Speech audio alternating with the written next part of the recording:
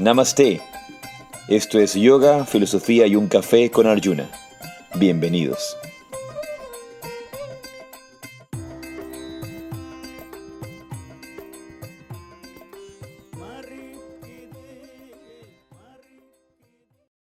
Namaste, Jai Shri Radhe.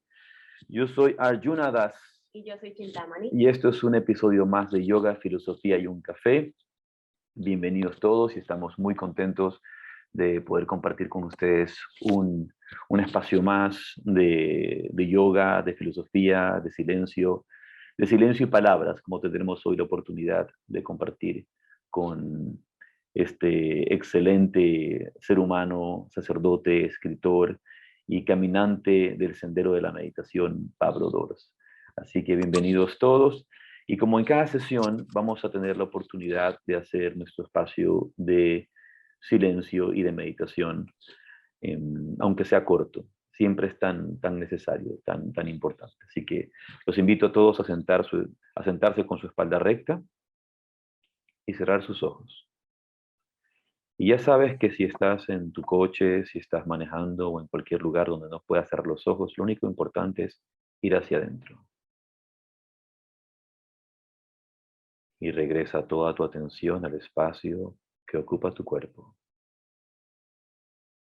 Regresa tu atención hacia el aquí y a la ahora.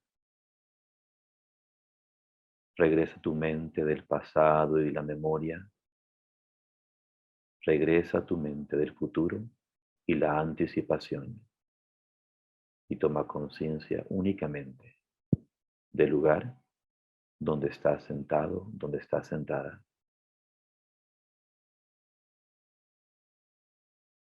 Relaja tu frente. Relaja tu frente un poco más. Y nota cómo al relajar la frente los pensamientos se calman y la respiración se torna más serena, más profunda. Relaja tu frente y nota cómo al relajar la frente las emociones se tornan más calmadas, los pensamientos más lentos, la respiración más profunda. Y por un breve momento toma conciencia plena únicamente de tu respiración. Y siente el aire que entra y sale por tus fosas nasales.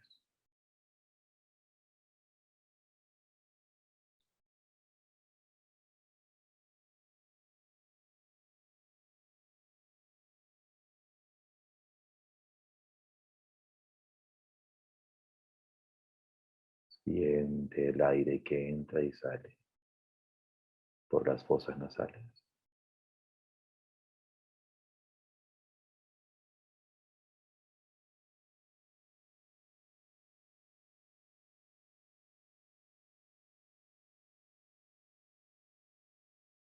Desde ese espacio de calma y serenidad junto a las palmas frente al pecho, reconociendo esa presencia divina que habita en tu corazón. Om Ajnanatimmirandasya Jnananjana Salakaya Chaksurmiritam Jena Tasmai Shri Gurave Namo. Yo ofrezco mis más humildes reverencias a mi maestro espiritual, a mis guías, a mis preceptores, por abrir mis ojos con la antorcha del conocimiento cuando me encontraba en la oscuridad más profunda. Muy bien, namaste. Y lentamente abres tus ojos, muy despacio, muy despacio. Y gracias a todos por acompañarnos en esta mañana. Tenemos unos avisos antes de comenzar esta interesante entrevista y diálogo. Lo primero, pues tenemos nuestro retiro en Nicaragua, ya ahora la primera semana de julio. Este retiro lo lleva Buen Karma Yoga, Jimena Gutiérrez, así que si están interesados en asistir, pues se pueden contactar con Jimena, todos los estudiantes de Centroamérica y Nicaragua. Y las personas que estemos acá en Ecuador, pues tenemos el retiro de la psicología del Yoga Sutra, que es un tema que es muy importante, porque a veces pensamos que el yoga y la meditación son filosofías o son simplemente ideologías etéreas y no realmente una forma de entender la mente y de entender el alma. Por eso esta psicología, ¿verdad? La psicología del yoga, el entendimiento de la psicología del yoga. Y luego tenemos en septiembre, en España, en los Pirineos, el retiro sobre el Vijnana Bhairava Tantra y sus 119 formas de entrar en Samadhi o de alcanzar la iluminación. Así que con que aprendas una será suficiente. no, necesitas, no necesitas de mucho. La última, y que es la primera en realidad, es que la próxima semana celebramos el Día Internacional del Yoga a nivel mundial. No es la próxima, bueno, ¿Sí? pero nosotros celebramos, perdón, sí, tienes toda la razón, celebramos por este sábado. Sí, Este sábado 18. celebramos nosotros en el Malecón, así que viene un montón de gente, los esperamos allí para compartir. Sábado 18 de junio. Para compartir unión y compartir silencios y compartir también salud, que el yoga tiene este aspecto tan importante de la salud. Y antes de empezar esta sesión maravillosa esta mañana, tú tenías una cita que querías compartir. Sí, tengo una cita de un autor que me gusta mucho, se llama Hermann Hesse, y él era novelista, pintor, filósofo, además fue Premio Nobel de Literatura en 1946, era alemán, y la cita dice: la vida de cada hombre es un camino hacia sí mismo, el intento de un camino, el esbozo de un sendero. Y me encantó encontrarla porque siempre me gustó Hermann Hesse y me gustó ese alcance que él tenía en sus escritos, en sus novelas. Leímos varios de sus libros cuando yo estaba en el colegio y siempre tenía un tinte bastante espiritual, bastante más profundo que el resto de autores que solíamos leer. Y me gustó esta cita: la vida de cada hombre es un camino hacia sí mismo, porque siempre estamos o solemos buscar las cosas hacia afuera, ¿no? Buscar un objetivo, este logro, aquí voy a llegar, y él en cambio te dice es hacia adentro. La vida es el camino hacia adentro, hacia sí mismo, o sea, encontrarte a ti. Y bueno, a mí me gusta mucho Hermann Hesse, así que... Sí, es muy inspirador. A mí, Siddhartha tocó mi juventud. Siddhartha tocó mi juventud y fue uno de esos aportes en el camino del espíritu. Pero ahora quiero darle la bienvenida oficial a este ser humano maravilloso, escritor extraordinario. Voy a leer un poquito lo que hemos compartido. Pablo Dors es sacerdote, escritor y fiel practicante de la senda meditativa. Nacido en Madrid en 1963, fue ordenado sacerdote católico en 1991 y luego de una larga trayectoria y ministerio funda Amigos del Desierto, cuya finalidad es profundizar y difundir a la meditación como un camino de autoconocimiento y crecimiento espiritual. Nombrado consejero del Pontificio Consejo de la Cultura por designación expresa del Papa Francisco, su trabajo ha motivado a casi 1 millar de personas, creyentes o no, a llevar a la vida los beneficios de la meditación y los caminos de la contemplación. Autor del aclamado libro Biografía del Silencio, su figura no deja de aparecer en medios de comunicación y variedad de conferencias y foros. Amante del silencio y las palabras, Pablo nos acompaña en este diálogo sobre autoconocimiento, meditación, vida interior y la vida como tal. Bienvenido, Pablo, gracias por el honor de acompañarnos esta mañana. Pues muchas gracias a vosotros. Veo que me repite la voz, no sé. Vamos a ver. Nosotros te escuchamos muy bien, yo te escucho perfecto. Quizás sea... Un segundito. ¿Me oís ahora? Te oigo muy bien, sí, por supuesto. Te vemos muy bien. ¿Me oís bien? Te oímos muy bien. No os oigo bien. Disculpad, es que no me funciona bien el Sí, sabes audio. que a nosotros te escuchamos muy bien todo en general, así que como más te vamos a escuchar a ti, quizá no sé si es tan importante que nos escuche No, lo que bien. pasa es que me resuena 2 veces lo que digo yo. Pablo, tienes abierto, creo que tienes otro espacio abierto en tu teléfono, creo. Sí. Tienes que silenciar en el teléfono o en la computadora, silenciar en el... El speaker de la computadora creo que tienes que hacerlo. O yo te puedo silenciar, déjame buscarte. No, Un segundito. A ver si bajando así. es que estás conectado. Es que, ¿dónde está el otro? Hay que sacar. A ver ¿Dónde ahora. está el otro? ¿Me escuchas allí, Pablo? ¿Me escuchan? Sí. No. Yo te escucho muy bien. Ahora. ¿Nos escuchas bien o no? Ahora sí. Vale. Pues voy a hacerlo Perfecto, con el teléfono. entonces Voy a hacerlo con el teléfono móvil. Bueno, voy a anclarte de nuevo. Sí. Pues quería deciros que me ha encantado este comienzo con la cita de Hermann Hesse, porque yo también soy un admirador de Hermann Hesse y de hecho yo creo que fue casi diría mi primer mentor espiritual. No solamente Siddhartha que tú citabas, Gustavo, sino también sobre todo el juego de los avalorios, que no sé si conocéis, y luego por supuesto el Lobo Estepario, Demian y tantos otros libros, ¿no? Y me gusta mucho esta cita en concreto porque una cosa que se descubre en el camino de la meditación precisamente es que no hay diferencia entre el autoconocimiento y el conocimiento de Dios. Que, bueno, los que somos creyentes lo llamaremos Dios, los que no lo son no lo llamarán así, pero en definitiva esa separación, ese divorcio es una idea nuestra, pero realmente quien se conoce a sí mismo conoce el misterio. Qué maravillosa cita, Pablo, qué hermosa manera de comenzar.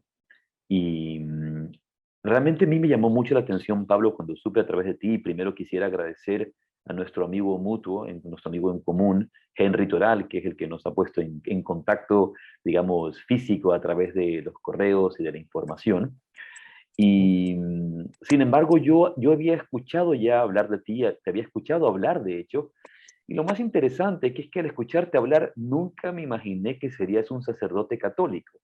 Quizá podrías haber sido sacerdote, pero jamás se me ocurrió que podrías haber sido sacerdote. De alguna manera, pues esta fue la entrevista que te hacían recuerdo, en el banco, ¿cómo se llama este banco? BBVA. BBVA, que es muy bonita, y, y hablabas con tanta claridad acerca del sendero de la meditación, que dije, este sí sabe, dije, realmente está diciendo lo que es, ¿no? Tal claridad, eh, eh, Estás coherencia diciendo que los sacerdotes católicos no hablan con claridad. sobre la meditación, no siempre.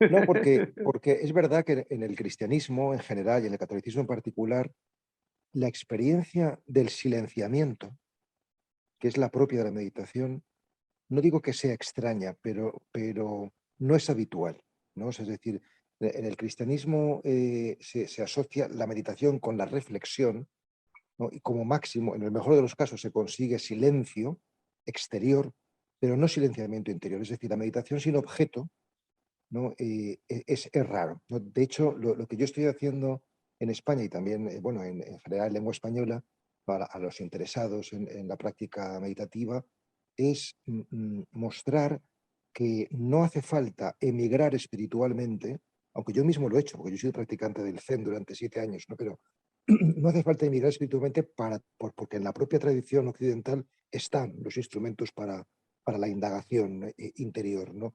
Me estoy refiriendo en concreto a lo que se conoce como el esicasmo. La esiquía es una palabra griega que significa búsqueda de la paz por medio de la quietud, ¿no? Y lo que yo estoy haciendo con Amigos del Desierto, que es esta red de meditadores que fundé hace 8 años aquí, es justamente esto, es una recuperación de la vía esicasta, que por cierto es el injerto del budismo zen en el cristianismo. O sea, que ya en el siglo V, VI, VII hubo contactos entre los monjes zen y los monjes cristianos ortodoxos y por tanto, bueno, pues de alguna forma estamos legitimados, por así decir, por la tradición, que esto es importante, no por estar legitimados, sino porque cuanta más honda es la raíz, pues evidentemente el árbol puede crecer con más fuerza, ¿no? Y bueno, yo creo que ese descubrimiento de que existe también en Occidente esta tradición, pues yo creo que es un gran regalo para nuestros contemporáneos, para Sí, nosotros, vamos. realmente lo es, Pablo. Antes de introducirnos en ese tema tan interesante que es la vía del esicasmo, la filocalia y todo este bagaje místico de la tradición cristiana, quisiera que en tus propias palabras, como lo has hecho en otros momentos, Para todos los que nos escuchan y los que nos ven a través del YouTube o a través de Spotify, ¿qué es la meditación? ¿Cuáles serían tus formas de describir este viaje de la meditación? La meditación, tal y como yo la describo, es un peregrinaje hacia nuestro centro, ¿no? Es decir, que como apuntabais vosotros al comienzo, no se trata de buscar fuera estímulos externos, sino que dentro tenemos los estímulos necesarios, ¿no? Normalmente vivimos dispersos, vivimos entretenidos, pero no intratenidos, no sabemos sostenernos a nosotros mismos. Y entonces, en todas las culturas ha existido este conocimiento silencioso. Es decir, nosotros asociamos el conocimiento a la palabra, ¿no? Pero la palabra es un conocimiento reflexivo, el silencio es un conocimiento meditativo. O sea, la palabra funciona necesariamente por análisis, sujeto, verbo, predicado, tu palabra, la mía, la del otro, es decir, por multiplicidad, mientras que el silencio funciona por síntesis, por simplicidad, ¿no? Por unidad, ¿no? Entonces yo diría que la meditación es una forma de conocimiento ligada profundamente al silencio y al silenciamiento, que es profundamente sencilla, y si bien evidentemente encontramos muchas resistencias, ¿no? Suele estar asociada al cuerpo, la corporeidad como vía de la interioridad, suele estar asociada a la respiración, ¿no? Es decir, que seguir el ritmo natural de respiratorio. También en algunas tradiciones, como la que yo practico, no solamente la respiración, sino el corazón, por tanto es el ritmo cardiorrespiratorio, también escuchar los latidos del corazón. Y en algunas tradiciones también en la que yo sigo, ¿no? El mantra, ¿no? La recitación atenta y amorosa de una palabra sagrada, ¿no? Entonces, por medio de estas tres cosas, cuerpo, mente y espíritu, bueno, pues se va accediendo a ese territorio que llamamos el yo profundo, llamamos nuestro centro, ¿no? Yo suelo poner el ejemplo del compás, que si está bien pinchado en la punta del compás, pues el otro polo del compás hará círculos hermosos y perfectos porque precisamente está bien pinchado, y por eso la importancia de estar en nuestro centro, ¿no? Así definiría en líneas generales la práctica. Maravilloso, maravilloso. Hay un tema importante, creo, que lo has mencionado y en otras entrevistas te lo he escuchado decir. em, Necesitamos tanto de la meditación porque no estamos acostumbrados a no hacer nada. Estamos acostumbrados a hacer, estamos acostumbrados a estar entretenidos, estamos acostumbrados a estar en la exterioridad. La meditación se vuelve mucho más relevante en este tiempo por la necesidad que tenemos de ir hacia adentro, de encontrar ese espacio de silencio. Sí, de hecho, muchas veces digo que el aprendizaje del ser, que eso es la meditación, aprender a ser, tiene un primer peldaño fundamental y es no hacer. Es decir, aprendemos a ser sin hacer, ¿no? O lo que es lo mismo, la acción es una tentación. La tentación. La tentación. Sí, ¿por qué? ¿Por qué? Porque todo lo que hacemos hacia afuera no lo hacemos hacia adentro. Entonces, nuestro problema radical, creo yo, es que casi toda la acción es reacción. Pero si tú introduces un tiempo de espera entre el estímulo y tu aportación, ese tiempo de espera es lo que va a permitir que no sea reacción, sino que sea respuesta, ¿no? Y ese tiempo de espera es lo que da un valor espiritual a cualquier cosa que hagamos. Entonces, por eso digamos que la persona espiritual es aquella que de entrada no actúa, sino que de entrada recibe. Entonces, yo soy partidario de cultivar más que la acción, la pasión, ¿no? Porque no se trata simplemente de no hacer, sino de hacer dentro. O sea, porque cuando hacemos fuera, no hacemos dentro. Esa es la cuestión, ¿no? Y eso es muy difícil porque claro, tanto con la palabra como con la acción nos autoafirmamos.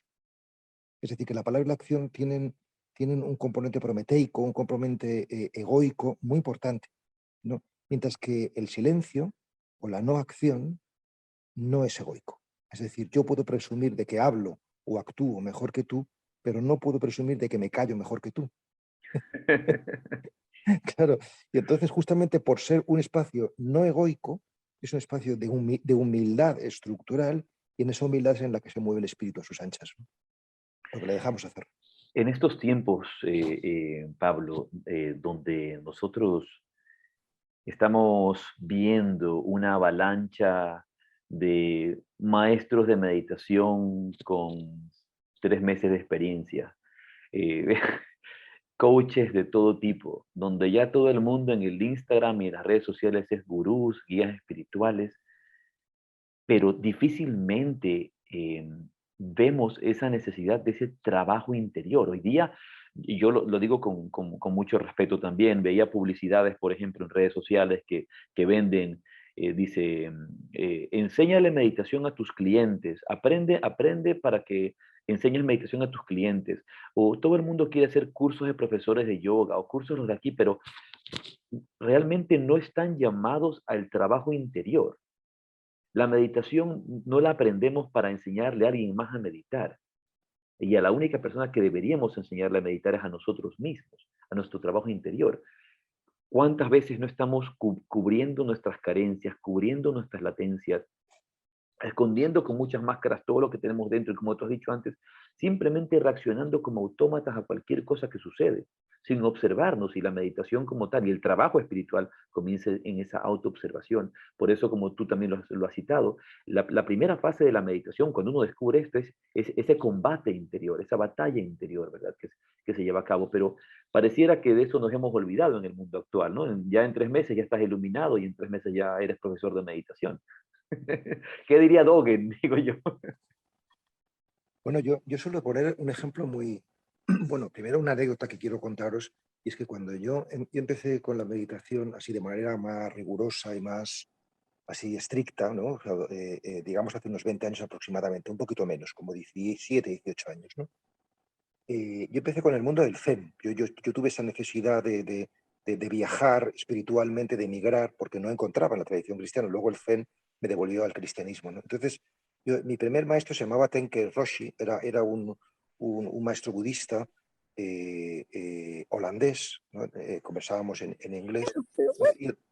Y entonces, al principio de una de las primeras conversaciones que tuve con él, yo le pregunté, vamos a ver, si yo quiero iluminarme, esto hace 18 años, ¿eh? Si yo quiero iluminarme,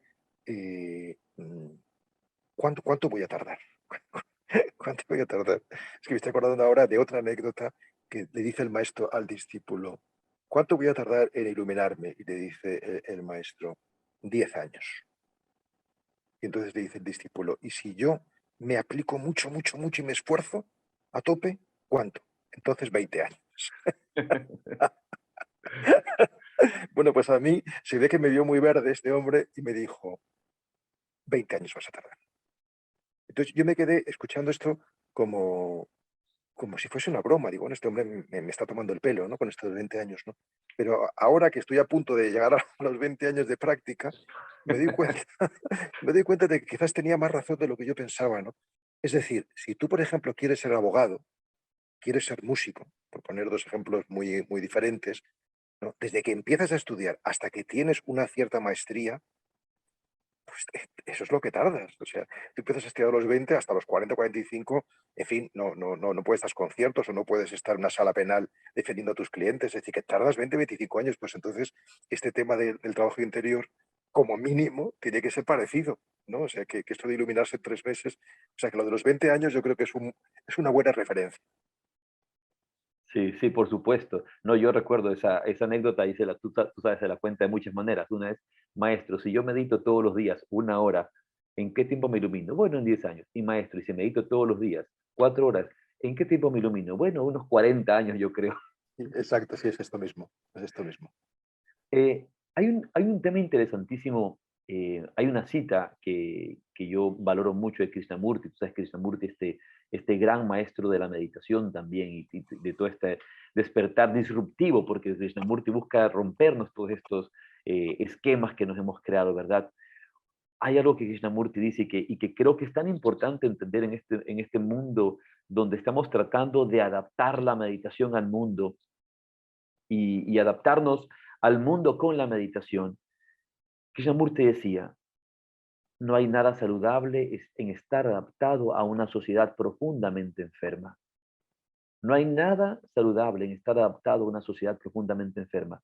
Y algo que te escuchaba decir también a ti, Pablo, en una entrevista, es que en algún momento en el camino de la meditación vamos a sentirnos como alienados, alejados un poco de esta sociedad, porque se vuelve también un acto de rebeldía en un mundo que te llama a la productividad, que te llama a la acción, que te llama a la competencia, eh, y tú estás viviendo desde otra perspectiva, hacia otra perspectiva.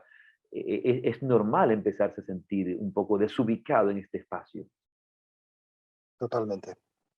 Es decir, que el camino espiritual, aunque esto no nos gusta mucho escucharlo, comporta una cierta marginalidad, un cierto extrañamiento del mundo, porque el mundo en general no sigue el camino espiritual, ¿no? O lo sigue de una manera tan superficial que ni siquiera que no se puede llamar espiritual, ¿no? O sea, sino que es un barniz, ¿no? Entonces sí que comporta cierto extrañamiento, ¿no?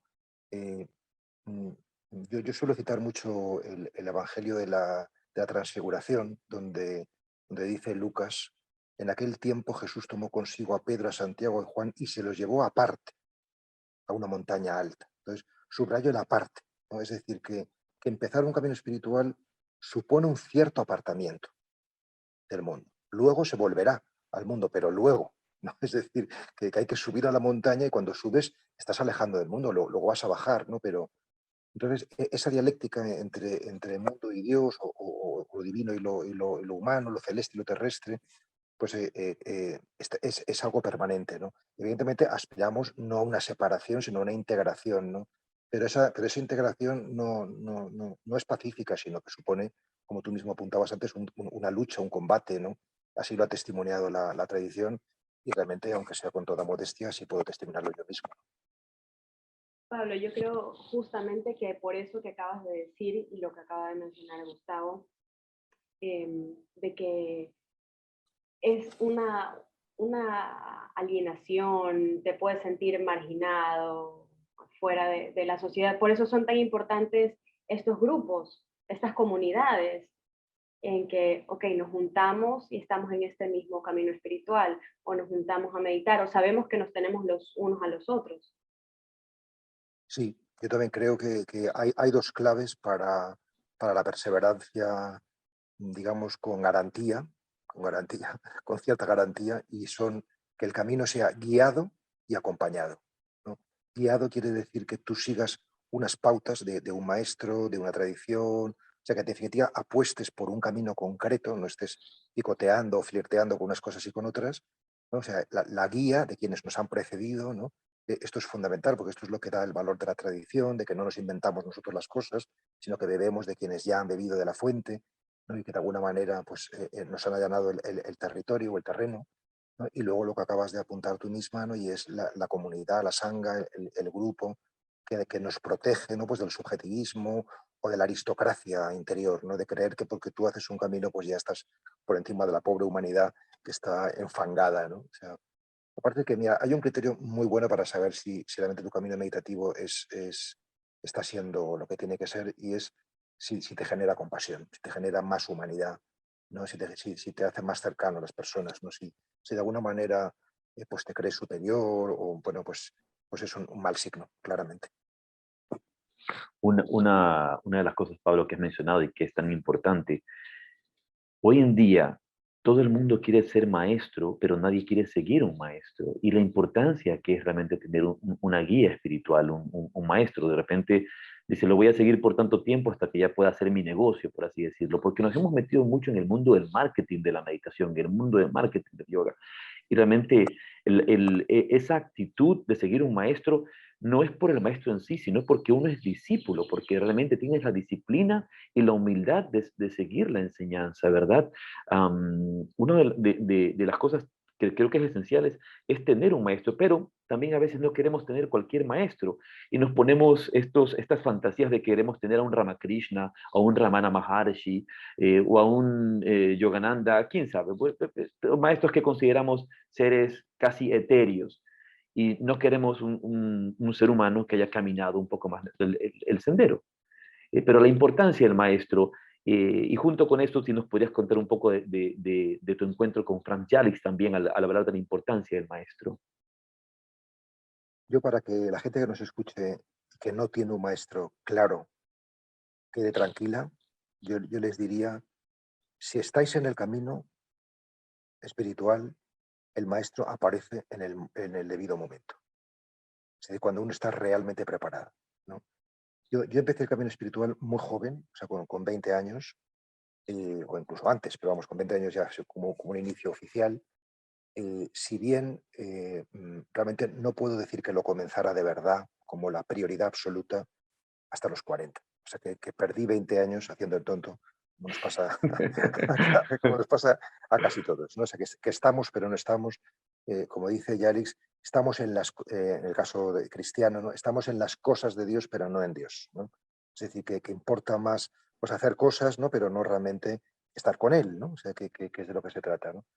Y yo hasta los 50, o sea, hasta 10 años después de empezar el camino espiritual, pero todos los días y con mucho rigor, ¿eh? O sea, no encontré a Franz Jalix, que realmente para mí es un antes y un después, porque realmente es pues eso, es un iluminado, ¿no? O sea, yo creo que es porque antes yo no estaba preparado y además yo me amparo en Confucio, que el otro día leí una cita hace unos meses que yo le cito mucho porque me encanta y porque me justifica, ¿no? Porque dice Confucio, hasta los 50 años no comprendí los decretos de la vida y hasta los 60 no empecé a practicarlos. Así que como tengo 58, todavía me quedan 2 años de empezar a practicarlos, ¿no? No es verdad que se tarda en encontrar, pero si tú estás en el camino, encuentras, ¿no? ¿Y qué es lo que encuentras? ¿Qué significa encontrar un maestro? Un maestro significa no simplemente encontrar a alguien, no sé, cuyas consignas seguir, ¿no? Sino significa encontrar la puerta para ser discípulo de todo y de todos. Es decir, que lo que te da un verdadero maestro es la actitud discipular permanente, permanente, ¿no? Esto es muy hermoso y muy necesario, porque sin esa actitud discipular no hay camino, ¿no? Y el maestro es una puerta y de alguna manera al edificio tenemos que entrar por algún lugar, ¿no? Y el maestro es la puerta. Bueno, de hecho, Jesús de Nazaret dice de sí mismo, yo soy la puerta, ¿no? Eh, eh, bueno, pues encontrar una puerta ya es una maravilla y bueno, pues entrar por esa puerta, pues todavía mayor maravilla y lo que todavía es aún más maravilla es poder descubrir que la puerta es uno mismo. Hermoso, Pablo. Otra de las cosas que, no sé si tienes algo en mente que querías preguntar, yo quería, con relación a lo que estás diciendo, Pablo, la mente del principiante tan necesaria en el camino espiritual, ¿no? En este mundo donde nos acostumbramos tanto a todo etiquetarlo, a todo definirlo, a todo quererlo comprender, a todo quererlo resolver, esa importante mente de principiante en la que estamos constantemente aprendiendo y asombrando. Hay una máxima que yo repito todo el tiempo, mis alumnos lo saben, mi familia lo sabe, lo que no sé es más grande que lo que sé. Y eso me deja tranquilo, o sea, ya lo acepto, ¿no? Lo que no sé es más grande que lo que sé. Y el hecho de podernos abrir esa mente de principiante a constantemente estar aprendiendo.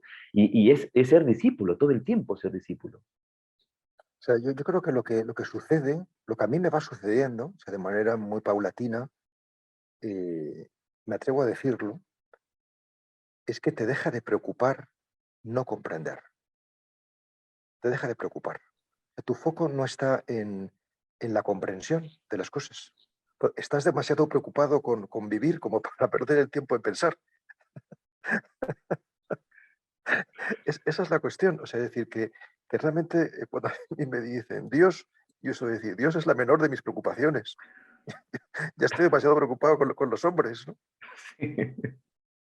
Una de las cosas, Pablo, que me encanta que tú citas, es esta, y se da mucho en el camino espiritual, este afán intervencionista que tenemos. Yo cito un ejemplo, hace unos meses estábamos con una persona con un par de personas y yo quería que una persona nos contara una historia sobre cierta cosa y la otra persona al lado era que se metía y se metía a hablar y hablar de sí misma y de su experiencia, y como, oye, le queremos escuchar a ella. No sabía cómo decírselo, no te queremos escuchar a ti, queremos escucharle a él.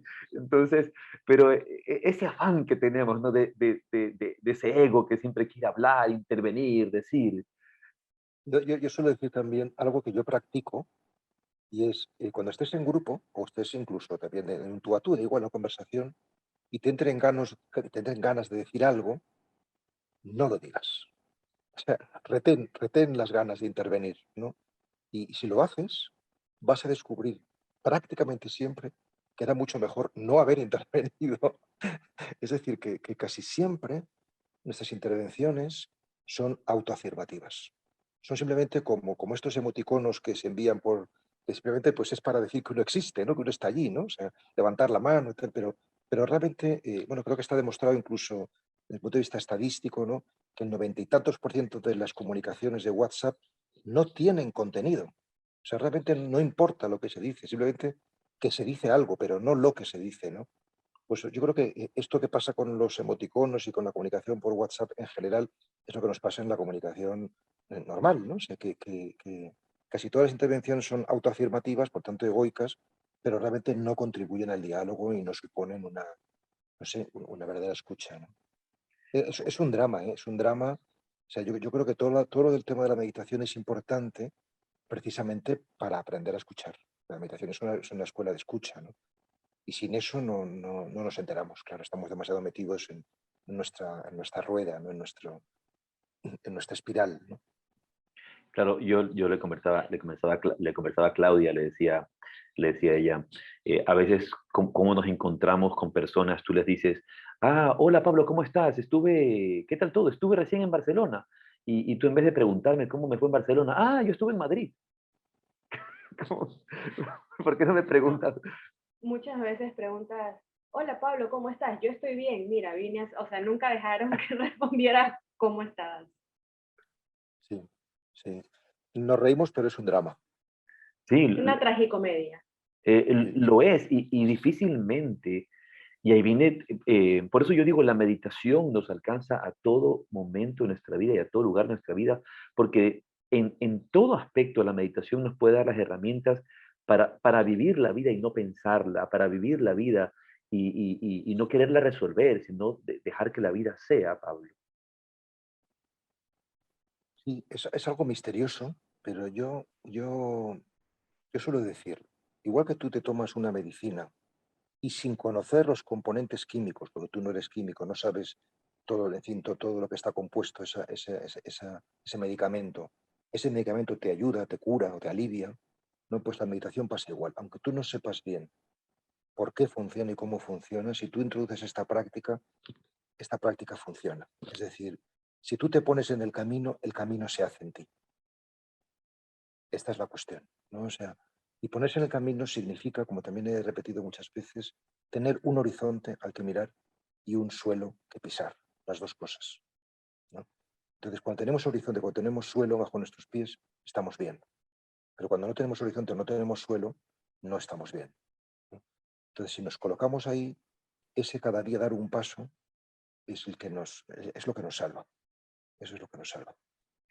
En algún momento, Pablo, recuerdo cuando empecé con mucho entusiasmo en el camino de la meditación, desde muy joven, adolescente. Recuerdo que estaba sacando copias en una tienda, estas fotocopias en una tienda, y había un sacerdote. Y como había empezado el camino de la meditación, me encantaba poder dialogar con gente espiritual, sea de la religión que sea. Yo, honestamente, emigré muy temprano hacia el oriente, por así decirlo. Y recuerdo que conversé acerca de la meditación y le dije la meditación, la oración contemplativa al sacerdote, y su respuesta fue, ah, pero eso es para santos, eso es para santos, ¿no? Y recuerdo que el padre Dávila, mi mentor, mi maestro, mi guía espiritual, decía, la meditación se suele considerar que a veces, la oración contemplativa, se suele considerar que es solamente para santos, pero esto es para todos, absolutamente para todos. ¿Qué opinión te daría Bueno, esta yo puedo mención? dar un ejemplo todavía más dramático, porque a mí me pasó lo mismo que me acabas de contar con este sacerdote que te encontraste. pero ya no de un sacerdote, sino de un monje que vivía en un monasterio, que hablando con él dice, bueno, vamos a hacer un ratito de silencio, dice, no, no, yo nada más, decía este monje, yo nada más rezo la liturgia y el rosario, porque lo del silencio es para los místicos. Y esto lo decía un monje que vivía en un monasterio, ¿no? Es decir, que realmente esto obedece a un planteamiento cultural donde se ha considerado que la mística, es decir, que la vida interior, pues era reservada a una serie de personas pues, pues con un cierto nivel de conciencia o con un cierto privilegio de la gracia o como quieras llamarlo. No se entendía que la vocación contemplativa es universal, ¿no? Quizá, quizá porque ha habido una asociación nefasta o por lo menos perniciosa entre vida contemplativa y vida monástica, ¿no? Entonces parece que solamente pueden contemplar, pueden tener vida interior los que se van a los monasterios, ¿no? Pero que los que estamos en plena ciudad o en la vida común, secular, en medio de la secularidad, pues no podemos tener vida interior. Entonces, efectivamente, esto es un drama, pero yo creo que está tocando a fin este drama, ¿no? Porque igual que hace 50, 60 años la gente en el mundo cristiano no leía la Biblia, o sea, la palabra no estaba divulgada. Es decir, se consideraba que solamente los clérigos o los monjes tenían acceso a la Sagrada Escritura y hoy, en cambio, todo el mundo podemos acceder al texto de nuestra tradición sagrada espiritual o a cualquier otro texto sagrado de otras tradiciones, pues igual que pasa eso con la palabra, también con el silencio. Ahora está empezando a pasar, ¿no? Es decir, que se está divulgando el silencio como algo para todos, ¿no? Y eso es una buena noticia y yo creo que un signo de los tiempos. Sobre ese silencio, Pablo, cuéntanos un poco acerca de este camino del esicasmo, y cómo tú lo presentas y cómo lo presentan a través de amigos del desierto. Entendemos obviamente esta conexión de esta corriente con la vía espiritual, pero cuéntanos su presentación del esicasmo en estos tiempos. El esicasmo es una corriente espiritual más o menos en torno a los siglos 5 al 9 de nuestra era. Son los herederos naturales de los padres y madres del desierto, que como sabéis pues fue la primera corriente espiritual dentro del cristianismo, siglos 2, 3, 4, ¿no? Primero en el Sinaí y luego ya cuando derivan el sicasmo en el monte Athos, ¿no? Y realmente ellos lo que vienen a practicar pues es lo que hoy conocemos como la oración del corazón, que a nosotros nos ha llegado, a los occidentales nos ha llegado fundamentalmente por medio de este librito maravilloso que se titula Relatos de un peregrino ruso, escrito en torno a 1850, ¿no? Donde se nos habla del poder de la ejaculatoria, del poder bueno, del poder de la palabra para generar pues, conciencia corporal y, en definitiva, unidad con el cosmos y con los demás, ¿no? Y, por tanto, el esicasmo tiene que ver profundamente con lo que se conoce como oración del corazón, ¿no? Y, bueno, es una práctica que, por tanto, originalmente parte de la Iglesia ortodoxa, de los cristianos ortodoxos, ahora está llegando también a los católicos y a todo el mundo. Y es una práctica donde ya los esicastas daban consignas corporales de cómo tener el cuerpo y consignas de respiración, ¿no? Por tanto, hasta tal punto que se ha definido el esicasmo como la contrapartida cristiana del yoga, es decir, como una suerte de yoga cristiano, ¿no? ¿Por qué? Porque da importancia al cuerpo y a la respiración, ¿no? Esto es algo muy importante para la tradición cristiana porque la tradición cristiana, el mundo de la oración se ha asociado con lo mental, con lo discursivo y con lo imaginativo, pero no tanto como con lo corporal. Entonces, digamos que el esicasmo es esa corriente espiritual dentro del cristianismo que subraya el cuerpo como puerta, ¿no? Y por eso tiene tanta afinidad o tanta hermanamiento con el yoga y con otras disciplinas, con otros caminos que dan importancia a lo corporal, ¿no? Una de las afirmaciones de los grandes maestros del Himalaya y desde que este camino de la meditación realmente es un camino universal, que tiene obviamente sus raíces hacia el oriente y que se va desplazando. Por eso encontramos todas estas vías de meditación dentro del hinduismo, del budismo, también del taoísmo, eh, y por supuesto en las tradiciones semitas de una u otra forma en el judaísmo, en el islamismo, en el cristianismo.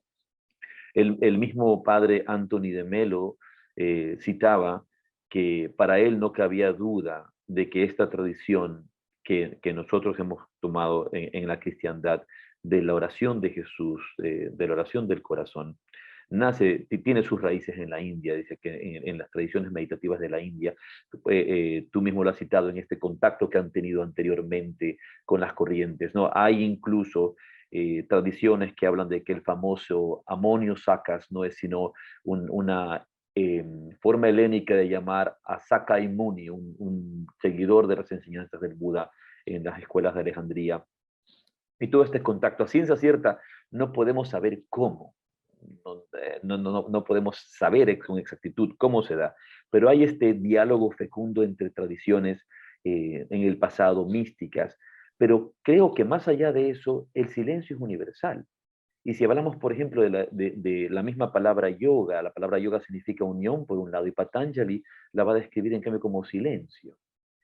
Y silencio y unidad. Y si nos sacamos por un momento la idea de Oriente y de Occidente y simplemente nos quedamos con silencio y unidad, realmente el mensaje de la meditación no es un mensaje que le pertenece ni al Oriente ni a Occidente. Y te he escuchado a ti decir también que tanto Oriente como Occidente son necesarios, pero el silencio, la búsqueda de la paz, la búsqueda de la bondad, la búsqueda de la compasión son universales. Sí, es así, ¿no? Es decir, el silencio entendido no simplemente como ausencia de sonido, sino como ausencia de ego, ¿no? Es decir, como una forma de silenciar, nunca mejor dicho, de apagar, ¿no? Ese volumen o ese foco que nos ilumina a nosotros permanentemente, darle la vuelta para que ilumine a los demás, ¿no? Yo creo que esto es lo que pasa en la práctica, ¿no? O sea, que realmente la película interior que todos tenemos deja de ser una película en la que solamente hay un primer plano que eres tú, ¿no? Es decir, que realmente pasan más cosas, ¿no? O sea que inevitablemente nosotros somos los protagonistas de nuestra película interior, eso es algo inevitable, pero por lo menos que no sea siempre y solo un primer plano, porque entonces no se deja ver todo lo demás, ¿no? Y también hay más cosas, ¿no? Sí, el silencio pues no es que sea la puerta, sino que el silencio es aquello que hace que algo sea espiritual. Es decir, que en esta misma conversación que estamos manteniendo, lo más espiritual son los silencios que hay entre una palabra y otra, o entre una intervención y otra, porque esos silencios que hay son los que posibilitan la comunión, es decir, que el otro reciba, que el otro elabore, ¿no? Y que el otro acoja, ¿no? Y pueda gestar su propia interioridad, ¿no? Es decir, que si solamente hubiese palabra, si solamente hubiese, por ejemplo, ahora visualmente en negro, no blanco, para escribir es negro sobre blanco. Si solamente hubiese en negro, no habría comunicación, no habría legibilidad, ¿no? Entonces, la importancia de eso del silencio, la importancia del blanco, la importancia del espacio, ese espacio que hay entre palabra y palabra, eso es lo espiritual. A mí me gusta mucho cómo hablas, Pablo. Me parece que eres un excelente, excelente comunicador. Me gustan tus analogías, eh, tus contrastes. Creo que haces posible que todos entendamos tu experiencia eh, y realmente el mensaje que quieres decir. Creo que en esto que nosotros estamos es muy importante, porque no porque sepamos o que tengamos la experiencia lo podemos comunicar, y creo que eres excelente haciendo eso. Esto muy aparte de lo que quería preguntar, que me gusta mucho tus analogías. Yo quiero deciros lo que yo siento. O sea, mi experiencia, sinceramente pienso que es muy modesta, pero sí que tengo algo que ofrecer. Es decir, que aunque sea muy modesto, ¿no? Pero, es decir, yo estoy en un momento en mi vida que tengo paz, tengo paz, ¿no? Estoy en un momento en mi vida en que después de 30 años, o casi 40, o sea, de querer, o sea, decir, que mis objetivos en la vida, mis propósitos, o mi horizonte, pues era ser escritor y ser sacerdote, ¿no? O sea, y ahora, por primera vez, eso ya no es mi objetivo. Eso ya no es mi objetivo. Es decir, que ahora no me interesa ser escritor o ser sacerdote, aunque me encante, pero ese no es mi intención, porque digamos que tienes que amar mucho a un arquetipo, como el arquetipo de sacerdote o el arquetipo de escritor, es que amarlo mucho, entregarte mucho para darte cuenta de que tú eres más grande que el arquetipo. Y eso yo sí que lo puedo ofrecer porque es mi experiencia, ¿no? Es decir, que la experiencia es que yo no me identifico ya con lo formal, con las circunstancias, por muy hermosas que sean esas circunstancias y por mucho que sean necesarias, ¿no? Y que me siga entregando a ellas, pero ya sé que la cuestión no es esa, no es esa, ¿no? Y eso me da una gran libertad. Eso me da una gran libertad. Qué No hermoso. sé si me he explicado. Sí, sí, maravilloso, Pablo. ¿Qué quieres preguntar? Quería que nos hablaras un poco acerca de cómo este cultivo de uno mismo, este cultivo interior, es un regalo, pero también conlleva una gran responsabilidad o un gran trabajo. Sí, los regalos se reconocen precisamente por la responsabilidad que comporta. O sea, tanto mayor es un regalo, tanta mayor es la responsabilidad que comporta. Oigo mucho ruido de fondo, no sé si también lo Sí, escuchan sí. ustedes. Alguien está haciendo bulla, alguien tiene la... Hablando de silencio, ¿no? Sí. Aquí ahí no hay, no es palabra y silencio, sino ruido y Sí, silencio. sí. Bueno, entonces, No, no es eso. don y tarea van de la mano. O sea, por ejemplo, tú recibes el don de tener un hijo, menuda tarea, ¿no? Tú recibes el don de un camino espiritual, menuda tarea te espera.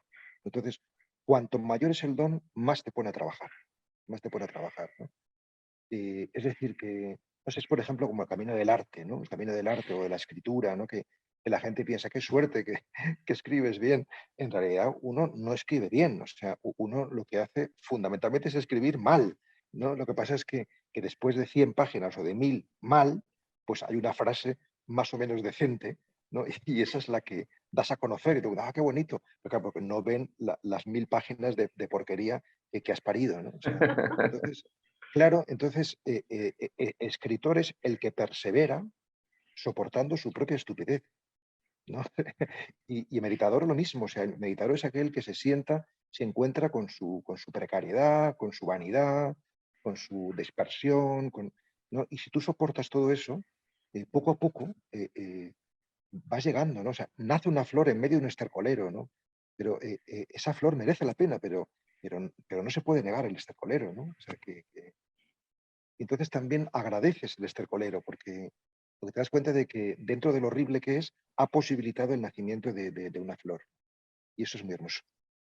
Pablo, mucha gente en el camino de la meditación, a veces cuando comienzan, los entusiastas en la meditación, alguien que ha meditado 10 años, 15 años, pues sabemos que lo va a hacer por mucho tiempo. Pero en general, las personas que comienzan en la vida de la meditación dicen, no, la meditación no es para mí. La meditación no es para mí porque me siento muy inquieto.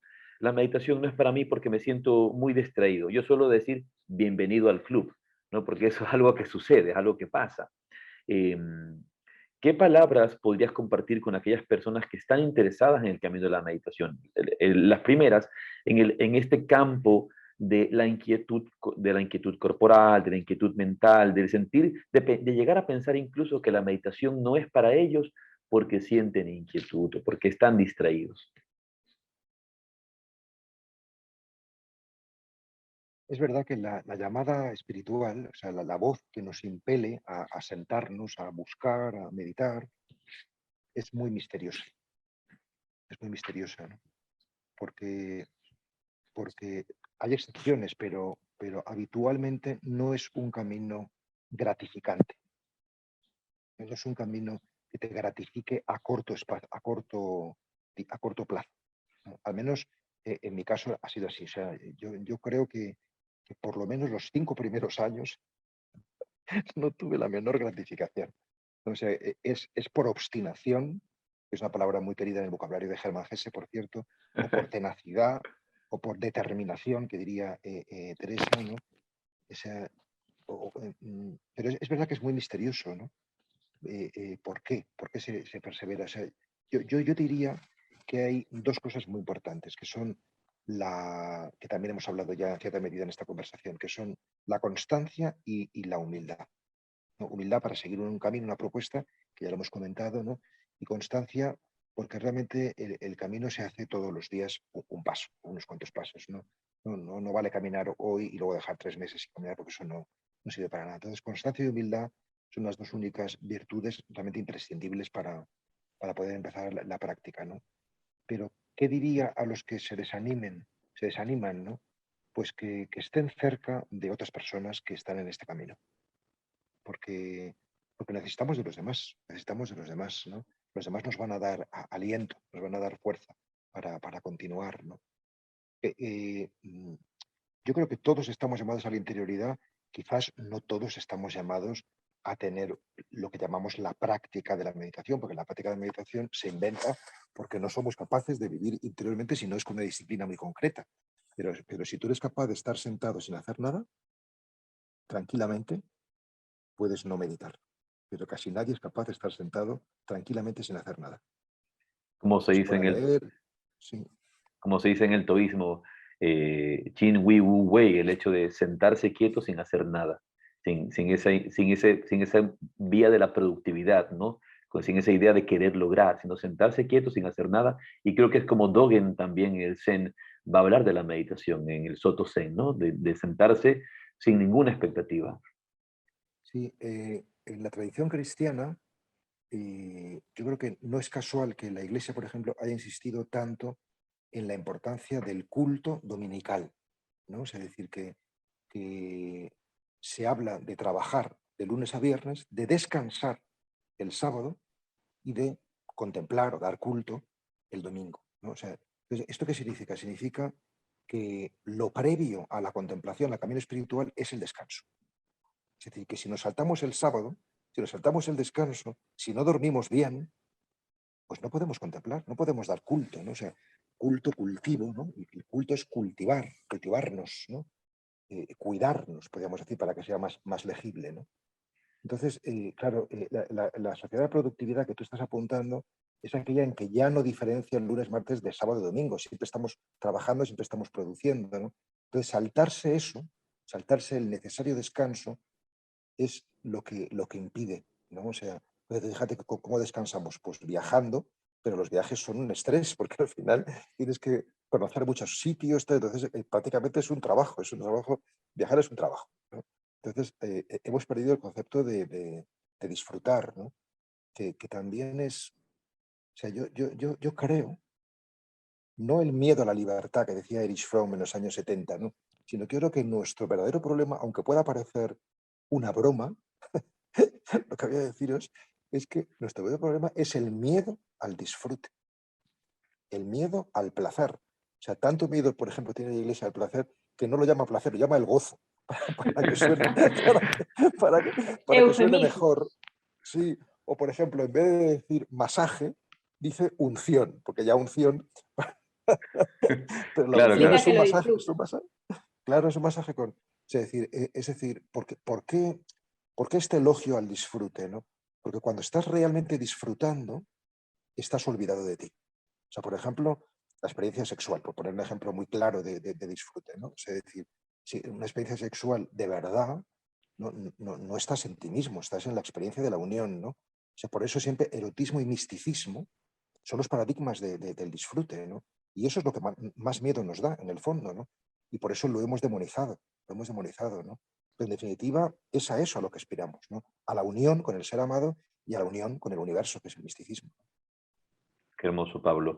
Pablo, tú como sacerdote que has transitado este camino de la meditación, hay muchas personas en el mundo occidental que suelen temer, entre sus temores, no solamente al disfrute, sino aquí ya más bien temores a veces infundados o fundados por otras personas que los han hecho pensar de esta manera. Hay gente que incluso piensa que en el yoga, por ejemplo, en religiones o iglesias protestantes, que el yoga lo que hace es invocar a Satanás para que Satanás se te posea en el cuerpo, una cantidad de disparates que cuando yo escucho no, solo me rasco la cabeza, pero no puedo ni pensar todas estas disparates que hay. Y hay gente, por ejemplo, que viene a las escuelas de yoga o a las escuelas de meditación y les gusta lo que están haciendo, lo están disfrutando, se sienten bien. Y yo he escuchado literalmente gente que está, por ejemplo, en una postura de yoga rezando el Padre Nuestro para pedirle que por favor no se le posesione Satanás mientras está en la postura de yoga. Así, a ese nivel. Tú como sacerdote, y como hemos visto, por ejemplo, en la vida del Padre Dávila y de tantos otros caminantes también como Franz Yalis, que se han acercado a los métodos de meditación y que han tenido contacto con Oriente, ¿sientes que la meditación ha profundizado tu compromiso con la iglesia, con Cristo y con tu vida interior? Eh, ¿Qué ha hecho la meditación por ti como sacerdote? Pues me ha salvado como sacerdote. O sea, es decir, que realmente, o sea, yo lo que siento es que hablar de cristianos o agnósticos o budistas o musulmanes es lo mismo que hablar de blancos, negros o amarillos o rojos. Es decir, que realmente uno no es más por ser blanco que por ser negro que por ser chino. O sea, es decir, son razas, ¿no? O sea, es decir, que realmente, o sea, cualquiera de nosotros que tenga un mínimo de sensatez no es racista. Pues entonces, establecer diferencias de morales o de iluminación en razón de la religión es una solemne estupidez. O sea, te das cuenta de que es una tontería, o sea, es un infantilismo, es una miopía. O sea, pensar que tú por ser de una religión determinada eres más que otros es, es una cosa ridícula, es una cosa ridícula, ¿no? Es solamente una expresión más de nuestra ignorancia, ¿no? O sea, lo extraordinario de Jesús de Nazaret, por ejemplo, es que realmente él trataba exactamente igual a un analfabeto pescador, que a un letrado saduceo, que a una prostituta, que a un representante del poder de ocupación imperial, porque él no miraba la forma, sino miraba el fondo. Entonces, la mirada espiritual es aquella que mira el fondo de las personas, ¿no? Entonces, si te quedas en la forma, que si una postura u otra, ¿no? Que si unas palabras u otras, que si un templo u otro, es que tu mirada es muy superficial, o sea, es una cosa como clarísima, ¿no? Lo que te hace el camino espiritual es perder miedo a la diferencia, a amar la diferencia, o sea, dar gracias de que haya hombres, mujeres, blancos, negros, creyentes de una religión y de otra. O sea, que toda esta pluralidad es una buena noticia, porque es el único camino de la unidad, que seamos diferentes, ¿no? Si no seríamos uniformes, ¿no? Entonces, a mí que me ha dado esto, pues, o sea, yo pongo un ejemplo también muy divertido, ¿no? Yo nunca amé tanto España como cuando viví en Estados Unidos. Claro, porque cuando yo tenía 18 años, que yo viví un año en Nueva York, pues yo echaba mucho de menos mi país. Entonces, estar en otro país me hace darme cuenta del valor del mío, ¿no? O sea, entonces, por ejemplo, estar en ceremonias budistas que son tremendas, porque son larguísimas y llenas de campanas, de postraciones y de tal. Yo nunca aprecié tanto la liturgia católica como cuando estuve en ceremonias budistas, porque digo, joder, menos mal, Señor, que soy católico, porque pues, esto es mucho más duro que lo nuestro, ¿no? Por poner un Sí. ejemplo. Entonces, conocer lo ajeno ayuda a apreciar lo propio, ¿no? O sea, y además no solamente eso, sino que lo conoces desde otra perspectiva. O sea, por ejemplo, mi acercamiento al budismo, que no deja de ser un acercamiento muy relativo, porque estuve nada más 7 años y eso no es nada, ¿no? Pero me ha hecho leer el cristianismo desde claves budistas que yo antes no tenía y me ha dado una óptica mm, novedosa, refrescante, diferente, jugosa, ¿no? Y es que además hoy no se puede ser religioso sin ser interreligioso. sea, es imposible, ¿no? O sea, si no practicamos la hospitalidad, ¿no?, hacia el otro, hacia el diferente, no nos hemos enterado en qué consiste el camino interior, ¿no? Entonces yo creo que toda esta gente que demoniza es por ignorancia. Es por ignorancia, porque no hay que hacer ningún caso. Es como el niño que patalea, ¿no?, porque no le dejas tomar chocolate. Pues lo siento, ¿no? No se puedes tomar más chocolate, ¿no? O sea, hay que tomárselo como los niños que patalean porque tienen miedo a que se les quite sus juguetes, ¿no? Creo un poco, Pablo, dentro de lo que dices, también en ese mismo ejemplo, ¿no? Del el miedo, ¿no? Es decir, el miedo a veces de ciertas autoridades o grupos que se han sentido en poder de perder a sus adeptos o de perder a sus personas. Por un lado está el miedo de la persona que siente que le pueden hacer daño, le pueden robar, y por otro lado el miedo que te infunden a veces personas que no quieren perderte, como digamos un hombre celoso que no quiere perder a su mujer o una mujer celosa que no quiere perder a su esposo, lo anda celando y anda con miedo, evitando que conozca nada, que sepa nada, por temor a que algo más le llame la atención y se pueda ir. Pero eso es baja autoestima y no estar seguro dentro de sí mismo, ¿no? Sí, o sea, decir que el proselitismo, es decir, querer para ti, para los tuyos o para tu grupo, a las personas, eso destruye el verdadero testimonio. O sea, decir, realmente lo que uno debe querer es el bien de sí mismo y de los demás. ¿No? Y luego que cada uno haga el camino que quiera hacer, que tenga que hacer, ¿no? Es decir, que realmente todo eso significa que no hay un mínimo de respeto, ¿no?, hacia el itinerario de otro, ¿no? Y hace que el otro cometa sus errores, ¿no?, y haga su camino. O sea, o sea, no tiene por qué ser el tuyo, ¿no? O sea, querer a alguien es querer que sea otro, no que sea como tú, ¿no? De verdad que el camino de la meditación, una cosa que da es eso, ¿no? Y es una, vamos a decir, un respeto, ¿no?, a que el otro haga su camino. Iba a decir una santa indiferencia, o sea, que cada cual haga lo que pueda, que cada cual haga lo que pueda, ¿no? Pero no querer que todo el mundo haga tu camino, ¿no? Porque es ridículo. O sea, es ridículo porque además, o sea, yo de verdad que no quiero que en absoluto que la gente haga mi camino, porque mi camino ha sido bastante tortuoso y no se lo, no se lo deseo a casi nadie, francamente. Pablo, nos acercamos hacia el final. Eh, una pregunta que te quería hacer, cuando hablas acerca, y te escuchaba conversar acerca de esta forma de relacionarnos, hacia esta forma de escuchar, que es presentada por el maestro, de tu propio maestro, de Frank Chalix, el doctor Rogers, de cuando queremos dar un consejo, cuando queremos apoyar a alguien, cuando queremos escuchar a alguien, muchas veces no lo hacemos desde esta bondad o compasión, y solemos cargarlos con nosotros mismos a otros. ¿Podrías hablarnos un poco acerca de este tema? De cómo poder Sí, aportar en la vida de otros sin realmente traspasar justamente esa línea del respeto, de la creencia, vivencia o necesidad de alguien más. es decir, lo esencial para que haya una relación de ayuda, para que haya una relación de verdadera escucha, es creer, como decía Rogers, que has citado, ¿no?, Carl Rogers, famoso terapeuta estadounidense, es creer en la autonomía del otro. Es decir, creer que el otro puede conocerse y mejorar, ¿no? Y esa fe en el otro hay que entrenarla, porque, porque hay personas tan destruidas que naturalmente tiendes a no creer, a decir, pobrecillo, este no va a ir muy lejos, ¿no? Entonces, esa es la base. O sea, si tú no crees que el otro tiene la posibilidad, aunque esté muy escondida o sea muy remota o esté muy enterrada, de conocerse y de crecer, no se puede empezar una relación de verdadera escucha, de verdadera ayuda, ¿no? Y luego, en segundo lugar, eh, mm, mm, la técnica, eso sí que ya es una técnica, del reflejo, ¿no?, que consiste sustancialmente en una conversación, si es que quieres que sea una conversación de ayuda y de crecimiento espiritual, consiste sustancialmente en devolver, reflejo es devolver lo que el otro te da sin cargarlo intelectual ni emocionalmente, sin cargarlo con lo propio.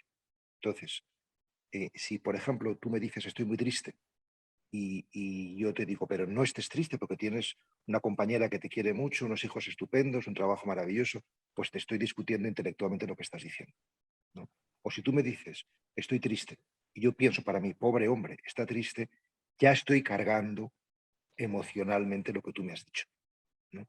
Entonces, digamos que entrenarse para no cargar intelectual ni emocionalmente lo que nos dicen, eso es la meditación. Para la meditación nos vienen muchas cosas y justamente lo que hacemos es no cargarlas emocionalmente, dejarlas pasar. Entonces, por eso la meditación te capacita para la escucha del otro. Porque la meditación no es otra cosa que escucha de uno mismo, sin cargarlo, ¿no? Sin ego, ¿no? Entonces, esto es importante porque normalmente tenemos respuestas que no son reflejos, que no son devoluciones puras, ¿no? Sino que o bien es una respuesta generalista, por ejemplo, tú me dices, estoy triste, yo digo, bueno, todo el mundo está triste, o la humanidad está triste, ¿no? O respuestas moralizadoras, por ejemplo, tú me dices, estoy triste, yo te digo, pues no es bueno estar triste porque te puede generar una mala energía y encima te cargo más todavía, ¿no? O respuestas indagadoras, ¿no? Estoy triste. ¿Por qué estás triste? ¿Qué es lo que te ha pasado? ¿No? Bueno, pues según Rogers, y tantas otras respuestas, porque hay por lo menos 6 o 7 tipos, digamos, de respuestas equivocadas, ¿no? Según Rogers, lo que posibilita realmente la verdadera escucha, el verdadero diálogo fecundo, es no la indagación, sino simplemente el reflejo. Estoy triste. ¿Estás triste? Sí, estoy triste porque hoy he ido a la calle y me he encontrado con que tal, ¿no? Es decir, la devolución lo que hace es generar que tú mismo puedas indagar en las razones de tu tristeza, por seguir este ejemplo, ¿no? Y en cómo puedes de alguna manera bueno, pues paliarla, elaborarla, qué te está diciendo de ti, ¿no? En la filosofía de fondo de todo esto, y con esto ya concluyo, es que lo que nos hace bien no es que nos den las soluciones los demás, sino encontrarlas nosotros, ser nosotros los artífices de nuestra propia salud, ¿no? Bueno, el diálogo fecundo, ¿no? Justamente es aquel que posibilita que uno mismo vaya descubriendo pues qué es lo que le pasa y cómo puede salir de ahí. Hermoso, Pablo. Pablo, antes de terminar, si podrías comentarnos un poco de las actividades de Amigos del Desierto, si hay gente interesada en seguir lo que tú haces, en estar en contacto, qué podrían hacer para acercarse y conocer también las actividades de Amigos del Desierto. Los Amigos del Desierto es una red de meditación eh, desde la cepa cristiana, pero no necesariamente confesional. Sí, yo creo que ahora mismo la mayoría de las personas sí que se sienten cristianas, pero mucho más de la mitad no son practicantes, o sea, no son de precepto dominical, es decir, que están bastante alejados de la iglesia, ¿no? Pero vamos, esto no es lo decisivo. Lo decisivo es que es un camino de interioridad, aprovechando la sabiduría meditativa de esta estela de los padres del desierto, ¿no? O sea, nos llamamos amigos del desierto porque bebemos de la espiritualidad de los padres y las madres del desierto, ¿no? Y, y- y bueno, pues los que estén interesados, tenemos una página web que se llama amigosdeldesierto.org y allí pues hay una cierta información y lo que hacemos es un retiro de iniciación, que ahora para la gente que no está en España lo hacemos online, porque si no, no habría manera de poder compartirlo, ¿no? Y luego a partir de esos retiros de iniciación pues ya se van generando grupos, pues parecido a este que tenéis aquí online, ¿no? Donde puede participar gente diferente, pero lo esencial es dar pistas para el camino interior y para la práctica de la meditación. Maravilloso, Pablo. Realmente agradecerte muchísimo. Podríamos conversar por horas. Estos temas son tan apasionantes y es una dicha poder compartir contigo palabras y silencios. Y hay tantas palabras que se podrían compartir más y tantos silencios que creo que vamos a tener que hacer otra reunión en otro momento porque realmente eres una Bueno, lo fuente de breve, lo breve, si sabiduría. bueno, si bueno, mejor, ¿no? Porque así se queda uno con un poquito de apetito y eso es tanto mejor. Pues nada, ha sido un placer, una alegría estar con todos vosotros. Estoy a vuestra disposición siempre y os envío un abrazo muy grande desde el corazón. Chao. Gracias, Pablo. Ha sido Gracias, Pablo. maravilloso. Hasta Chao. luego. Adiós. Saludos.